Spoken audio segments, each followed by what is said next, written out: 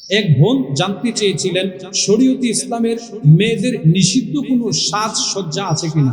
সুপ্রিয় দর্শক শ্রোতা, আমি এমন 5টি সাজ সম্পর্কে কথা বলবো যে 5টি সাজসজ্জা শরীয়তে ইসলাম নিষেধ করেছে।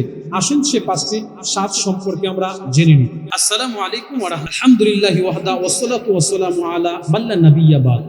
সুপ্রিয় দর্শক শ্রোতা, দেশ ও দেশের বাহির থেকে যে যেখান থেকে আমার এই ভিডিওটি প্লে করেছেন সকলকে জানাই আন্তরিক মোবারকবাদ। সুপ্রিয় দর্শক শ্রোতা, এক বোন জানতে চেয়েছিলেন শরীয়তে ইসলামের মেয়েদের নিষিদ্ধ কোনো সাজসজ্জা আছে কিনা। সুপ্রিয় দর্শক শ্রোতা, আমি এমন 5টি সাজ সম্পর্কে কথা বলবো যে 5টি সাজসজ্জা শরীয়তে ইসলাম নিষেধ করেছে।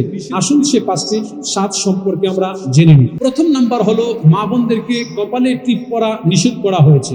কারণ এক সময় বেঈমান বেজাতিরা বেশ্যা পতিতা নারী যারা তাদের চিহ্নিত করার জন্য তাদের কপালে টিপ পরিহিত করাইতেন। এজন্য মুসলিম কোনো মা বোন টিপ পরতে পারবেন না। আল্লাহ সেই টিপ পরাকে হারাম নিষিদ্ধ করে দিয়েছেন। 2 নাম্বার, ঘণ্টিযুক্ত নূপুর পরতে পারবেন না। ঝনঝনিযুক্ত, যেটাতে আওয়াজ হয়, বাজনা হয়, এমন নূপুর পরা আপনার জন্য নিষিদ্ধ, আপনি যদি মুসলিম মা বোন হয়ে থাকেন। 3 নাম্বার, স্বামীকে দেখানো ছাড়া সুগন্ধি ব্যবহার করা এবং পারফিউম ব্যবহার করা কিংবা বাহিরে পারফিউম ব্যবহার করে ঘুরতে যাওয়া, এটা শরীয়তে ইসলাম সম্পূর্ণ। 4 নাম্বার, ভ্রু ফ্লার করা কিংবা দাঁত চিকুন করা, আলগা চুল লাগানো, যেটাকে পরচুল বলা হয়, ছোট চুলের মধ্যে বড় চুল লাগানো কিংবা বড় চুলের মধ্যে ছোট চুল লাগানো, এটা ইসলাম সম্পূর্ণ নিষেধ করেছে। ইসলাম এটাকে সমর্থন করে না।